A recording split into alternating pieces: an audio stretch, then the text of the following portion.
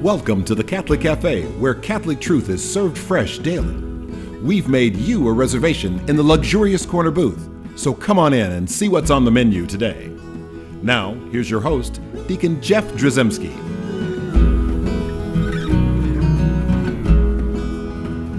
Greetings and welcome to the Catholic Cafe. I'm Deacon Jeff, sitting in the luxurious corner booth of the Catholic Cafe, sitting here with Ziggy Rodriguez. That's me. And we also have Brother Dylan Perry, who is a De La Salle Christian brother, and he is in the Midwest District. Province, yes. Yeah, province. No, district. Oh, is Remember? it? Mm-hmm. That's district. Yeah, the rest of the church calls them provinces. We call them districts. Because they're special. We have to be special. We They're have to special. be unique. Yeah. So it's like the Hunger Games. Exactly right. And he survived. It can be. He's a season 4 winner. So congratulations on that. I don't know who you had to kill to get there, but you're a school principal also at the Blackfeet Reservation in Northwest Montana. That's right. So it sounds very interesting, and we're going to do a show specifically about that and your experience there. Our next episode with you. But we want to focus, also, I just want to let people know that here at the Catholic Cafe, it's very important for us to have a beautifully landscaped lawn, outside. So if we hear someone going by with a leaf blower, we're going to be okay with that. Yes. Right? Just so we know that, we're like everybody else, and we have people that are doing a good job making us look good. Well, they're taking their lawn power tools and they're building a statue of Tom. In his honor hair. of him and his hair. Yeah, they're working on his hair right now. Yes. That's going to be, so we may have a moment of silence later when they unveil that. But so we're here with Brother Dylan, and you've told us like this our last episode. So if you haven't heard it, go back and listen to our last episode, which is your vocation story. Which things I love about it is you talk about things like in terms of like little baby steps, little things that didn't seem like you were moving in a specific direction. You were just moving in a direction that maybe you didn't know, and it was becoming like more and more like little openings, little doors, little opportunities that basically where you were kind of following, I guess, what God is calling you to do. And these baby steps kind of led you to be a Christian brother, which is awesome.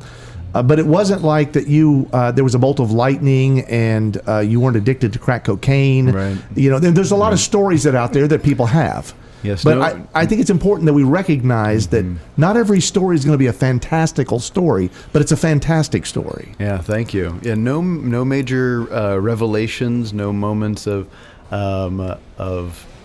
turning over a new leaf. You didn't hear a voice from the heavens saying, "Dylan, in whom I am well pleased." Listen to him. That's right. And I think that's what's really important. I would like for people to hear that listening to the Holy Spirit has as much to do with the listening as it does to the speaking. Yes. when we predispose ourselves to the listening, and you build a personal relationship with God, then you start to know how God speaks to you. And God speaks to me in silence and in what I sometimes refer to as brief moments of clarity. So when I did decide, I had been discerning, and one day I just called the closest to this moment is I had called my vocation director, Brother Stephen, and said, "Let's get this started. I got to move on this, or I'm gonna change my mind." Right. You had a moment of clarity, right? And you realized that was going to be foggy real soon. Exactly. So I called and said, "How can we begin my postulancy? Let's figure out how to make this work." Because I knew that's what I wanted. I knew that's where I was being called, and I also knew how easily we can talk ourselves out of the things that are right for us. Now, did you ever? I guess, did the devil ever attack specifically in this vocational call for you? Did you ever feel like all these opportunities, were flashing before your eyes now, and as reasons why you should not choose door number 1, you should go for 2 or 3? Yeah. Let me see. I can't think of a specific story, but definitely there's challenges and temptations all the time, all along the way. I think still, for me, that's maybe that's another important part too, is knowing how the evil and negative kinds of things speak to you. So they speak to me in not being good enough. So when I try something, when I'm sent to to lead, like as I have been asked to, as part of vow of obedience, asked to organize an international group of young brothers in Rome, and have to moderate these big, complicated conversations. Or when I've been asked to, like I am now, to be principal, I think I'm not qualified for this. I'm not good enough. I'm not. And so we draw a lot of. I think the devil uses insecurity sometimes. Definitely. And he doesn't scream and like, I'm the devil and I don't want you to do this. Exactly. Instead, he wants you to doubt yourself. Right. And then it can spiral so quickly. You're not good enough for this. Why do you think you're good enough to be a brother and to be this example to other people? And it's I think this idea that we need to be perfect, to be as we are, as you guys are with this show, far from it. but in a public face of these kinds of things. We don't need to be perfect to do that. We just need to be ourselves. And I think trusting God that we're in the right place, that that God gives us what we need to say, how we need to be with people. As long as we don't close ourselves off to that. Yeah. I do tell people a lot. I know I've preached about it several times where all of a sudden I think the Holy Spirit says, tell them this. Mm-hmm. And that is that God loves you right now. Mm-hmm. He doesn't love the future you. Mm-hmm. I mean, he will. But really, he doesn't want you to be perfect before he will love you. And that's the thing. And we are so hard on ourselves. We are.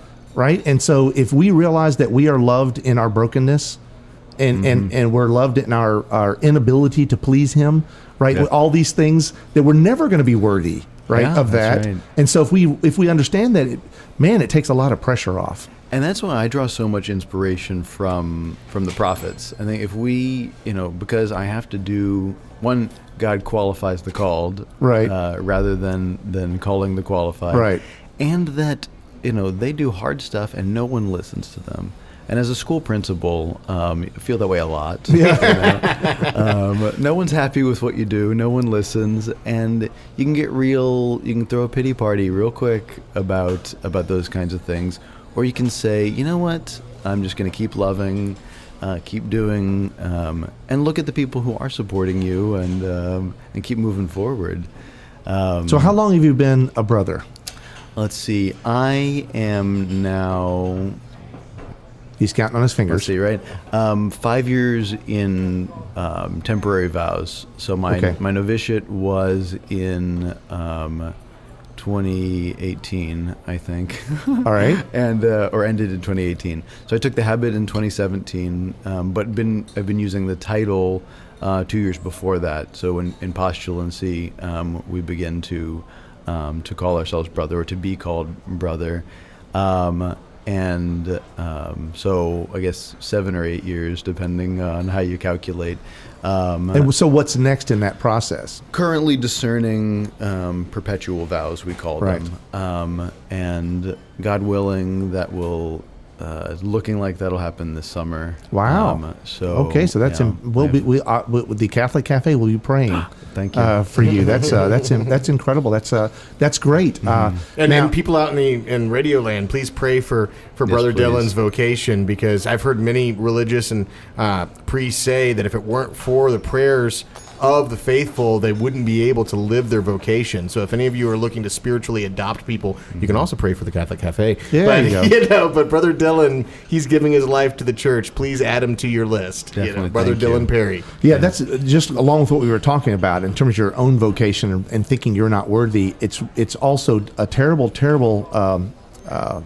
strife on the world to think that your prayers don't matter, because they do. Yeah. They do. Right. And that's what the devil doesn't want you to believe, that those prayers matter. So if you want all the demons to flee and you want the good things to happen, just pray for them. And I've had personal experiences too, where I've asked, I've just, it's been on my heart, hey, ask that person to pray for this particular thing that's happening in your life. And it's not because, that person is just sort of the saint of the town or something like that, ordinary everyday Catholic, but you just feel a nudge, hey, will you please add me to your rosary list?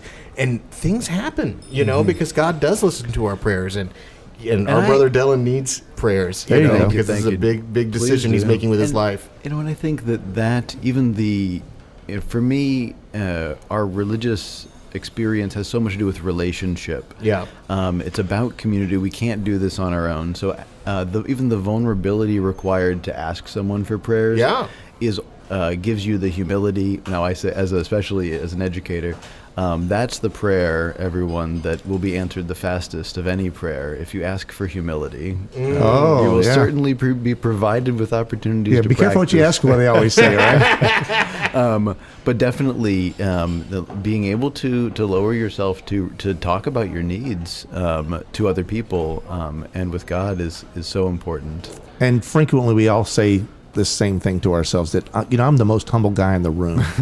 And proud of it. And proud of it. I too am extraordinarily humble. Humility is definitely a challenge for so many in the world, me included. And wow. So the people that are closest to me will know, because I talk about it all the time, about there's some things I don't like about what I do, but at the same time, there's in that humility, it's where God calls you. As you were saying earlier, Brother Dylan, that out of obedience, your superiors will say, Brother Dylan, we want you to do this. And you wouldn't have normally said, hey, let me lead this. Let me run this. Let me stand up in front of everybody and say these things, because I really feel that God has gifted me in that way. That's not where it comes from, right? And that's why I'm extraordinarily proud of to be a part of the work that our institute does. We have a charism of a history, a 300-year history of educating the poor, of working, for starting in Reims, France, noticing needs. I think is what I would say our charism is. Noticing and meeting the needs of those who find themselves on the margins. And that started by seeing that some children in France were not getting the education that they needed to be able to have this kind of relationship with God that we're talking about. So, you need to be able to read and write. Did you see that? Is that what attracted you to the Christian Brothers? I mean, because you seem to be very tuned into that, and that's a historical thing, but it's still going on today. It is. I think that movement, that feeling, the charism of our order and how it aligns with my own personal charism of relationship, of education, definitely is what attracted me. And I tried to do my due diligence and my own discernment to look at other orders. Yeah, were there other orders that you considered? I'm very, very interested, very connected to the life of St. Francis and the history of that order. And that, Francis also being a brother, I think there's something about brothers in the church that I find very attractive, very interesting. There's a humility, as we talk about. There's sort of an unknownness, but also the relational. The fact that we choose a word that's inherently reciprocal in relationship. That is, if I call you, if you call me brother, then you're already saying, if I ask you to call me brother, we're already saying that we are brothers. Yeah. Whereas other titles, even in the church, have more hierarchical or leadership implied by nature, which is important. But with brothers, it's a flat relationship with each other, with who we minister with and to. So that's always very compelling for me. I think because of that, we recently put out calls, continuing to go back to our founding principles, to our charism, to go further, to go to the margins, how we're referring to it now. So not just thinking about poverty, spiritual poverty, things like that, but we're thinking who is in need in our world today. And that leads us, especially, it's exciting to be a part of a group that's so broad-reaching internationally. Then I can see myself, or at least talk to people when I've had the opportunity to go to several meetings in Rome, and I talk to brothers that are running schools in schools in South Sudan, or helping to start universities in Ethiopia. We run a school in a university in Bethlehem in Palestine. So we can't think of many places that are more marginalized than this, than a lot of those. And we places. don't hear a lot. This is interesting to me because you're in so many places and you're doing so much, and we don't hear a lot about that. And I think maybe that's a good thing because it's like it shows that you've become like you've woven yourselves into those communities. Yeah, definitely. There's something about just being with the people in the places that we work. I think in certain circles you might hear more about some of that work, but you're right. It's not even all that known about the Catholic presence in some of these places. But there's also not like the Christian Brothers Hall of Fame where we're striving to be noted and recognized. And here's our list of accomplishments. That's you right. don't see that, but what you do see are people who are on the margins who feel like they're loved. And that I know, and we'll talk more about this in the next episode. But the De La Salle Christian Brothers, really specialize. Charism. Their charism is really to be like in and with the people, especially the people that need it the most. That's right. And to make, I think, in some ways, hospitality is an important part of our charism. We make people feel welcomed. It's important to us, like even in big and small ways. Here, a brother that was of great influence to me growing up, I think, the face of the Catholic Church in Memphis, Brother Joel McGraw. Oh yeah. And a living saint. That's right. And he, he's not. If he's listening to this, I think he'll readily admit he's a good teacher, not the best teacher. He's not. He's a good brother. He's good at a lot of things, but what he does is care and listen and pay attention. A lot of people don't realize this. He has a prayer book that he uses every day. And I've seen this prayer book. My mother's name is in that prayer book. Now, she's passed, and there wasn't a day that went when I see him where he wouldn't go like, "How's your mother?" Right? And how's anything that I ever asked him to pray for. He's one of these people that just, and he literally does that. And I know he does that because he asks about them, and he knows more people in Memphis. And I would imagine that when the Lord determines that his time on earth is done, that prayer book will become some kind of holy relic. And that's those are the brothers that inspire me and make me proud to be a part of the order, as well as we have martyrs. We have a brother from Wisconsin who was martyred in Guatemala, whose cause for canonization is he was beatified. And those brothers are certainly inspiring, and to hold up those stories. But I currently live with a brother who lived with that brother, and so it's always complicated. But it's exciting to hear about those experiences and that the daily fidelity, I think, to people and to each other. But I always go back to what I really love hearing about is that sort of quiet victory. The one where it's like to hear, like it's good to know that this is going on and it's not got a lot of focus on it. It's just doing life. Yeah, and what's remarkable is, it's hard, and you can say, like we were talking about before, I want to be like that. But just recognizing what your gifts are and how to live that well, I think is what everyone's called to do. I would imagine, though, you mentioned the last episode, a priest that was influential to you, Father Cantner, out of Memphis, and he probably was wanting you to be a priest, or he thought that was the first thing he was asking about.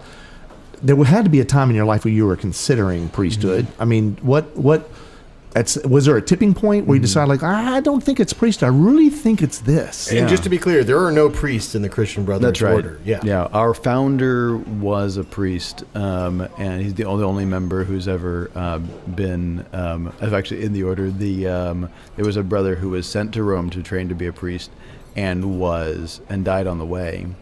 And that's a sign, right? Exactly. Well, we are. Our order is so into to divine providence that that was read as a sign. Okay, no priest. We're not doing the priest thing. And so we are the first all-male non-clerical order in the church. So the first order of just brothers. And that's part of my, what interested me in that. Because then there's no hierarchy, no. I think that that form of vocation is so pure in a way, but especially for an educator, that I often say, to try to explain it, that we're not encumbered by sacramental ministry. And so while that is a remarkable gift to the church and to be a part of, it shifts your priorities. It gives you, it allows you a certain amount of freedom to focus on the things that need to be focused on for your community. The entire so I think incarnation is an important part of how we look at things, and the entire incarnational aspect of our existence is seeing Christ in people, and so certainly we find the sacraments are important to us, but it's not what we do, because we focus on seeing Christ in our students. Or you don't perform the sacramental ministry, but you're there in the pew receiving the sacramental ministry along with those that you were serving. True. Which is sort of a different experience than a lot of religious. And their ministry itself is sacramental in nature. Or a sacrament of presence to others. Yes. Exactly. And I think you're right. The presence at the presence we're able to have at church as part of our parish and those kinds of things provide a different witness, and so a witness that is again still with the people rather than somehow separate. So I think I certainly did consider priesthood, and I'm very. It's a remarkable vocation. Well, there's still time. You haven't made that your perpetual vows yet, so you got a couple of months if you want to. That's right. Consider it. But I'm teasing you there because it sounds like you're right at home, or at least you feel that way. So. Right? There's a certain amount of peace that radiates from you, and that's a good thing. That's a good thing, I think. So you're part of a lot of people don't realize just how big, I want to say big, not necessarily in numbers, but maybe it is in numbers, but really in terms of like where you are in the world. Yeah. The De La Salle Christian Brothers are all over the place. You mentioned, was it 80 countries? We're in 80 countries, and I think currently a little over, somewhere between 3,000 and 4,000 brothers. And does this... How does like communication work in something like that? I mean, there's got to be. I mean, goodness, a lot easier than it used to be. Well, I imagine, but it's so to balance that sort of the hierarchical and the with the local is really interesting. And so I've been a part of meetings where we're talking in 3 or 4 different languages about certain kinds of issues, and you have to be very broad when you're speaking about how should we handle including lay people in our ministry, which we're very good at and have been for a very long time, and how we share our charism and how we talk about our spirituality. But then you're talking about that with people who are ministering in predominantly Muslim countries or in countries with very strong cultural Catholic presence, like in South America. And balancing some of those realities, and even for us, then knowing the difference between educational law and the different, most other countries pay for religious education. Yeah. And so when we talk about raising money, which I'd love to talk about. So, well, I'll tell you, you probably need support. We would love some support. Now, we're very blessed to get support from the American Indian Catholic Schools Network, and from a number from the Black and Indian Missions, a number of Catholic charities, Catholic Extension, a number of wonderful programs in the United States that support the kind of work that we do on the Blackfeet Reservation, and in a number of other places around the country. If someone's interested, how do they go about trying to find out more, and if they wanted to? Thank you. Yes, I would say our website is dlsbs.org. It's De La Salle Blackfeet School. Okay. It would be easy to find through a number of other places that we've been talking about. brothersvocation.org. Yeah, so anyone who's interested in just pursuing more about the vocational aspect, brothersvocation, all one word, .org. You'll find all the information there you need to start a discernment process and then get in touch with someone. Yes, please. And there's a number of great vocation resources in general. Certainly as educators, as catechists, primarily our resources are interested in helping people helping people be their best selves. So there would be great, as well as the American Indian Catholic Schools Network, Christian Brothers in the Midwest, all the networks that we're a part of. And if someone wants to support your school specifically, which we're going to talk in our next episode, just Google Blackfeet School, and it's the first thing that comes up, and you can find them. You guys have a donate button on your website, right? Yes. And maybe a donut button, too. Yeah, we have the donut button. And I would imagine that's it's not really always on the top of everyone's giving list because they don't even know about what you're doing. I'm hoping that people will tune into this next episode to find out more specifically about what's going on the Blackfeet Reservation and where the Christian Brothers are helping there, especially with this school. We'll talk about that. But really just where we're called, we're all called to something, right? And if you're not called to be a Christian brother, if you're not called to be married, you're called to something. And God also, in a maybe not necessarily in a vocational way, is calling everyone to action, everyone to be part of what you're doing. And I love the fact that what you seem to understand or what you, I guess, relish about this order is the idea that you're not there making a bunch of little Catholics. Well, God be praised if people become Catholic as a result of what you're doing. Right. But the reality is you're there to love people. That's right. And that's a beautiful, beautiful vocation. So, Brother Dylan Perry, thank you for joining us again. And we're going to ask the Blessed Virgin Mary to intercede on behalf in all of that we've talked about. Hail Mary, full of grace, the Lord is with thee. Blessed art thou among women, and blessed is the fruit of thy womb, Jesus. Holy Mary, Mother of God, pray for us sinners, now and at the hour of our death. Amen. Thanks for listening to The Catholic Cafe. If you'd like to contact Deacon Jeff, send him an email at deaconjeff@thecatholiccafe.com. Visit us on the web at thecatholiccafe.com. You can also find us on iTunes or follow us on Facebook and Twitter. The Catholic Cafe is brought to you by the Order of Malta Federal Association. Join us again at the Catholic Cafe, serving up salvation one cup of coffee at a time.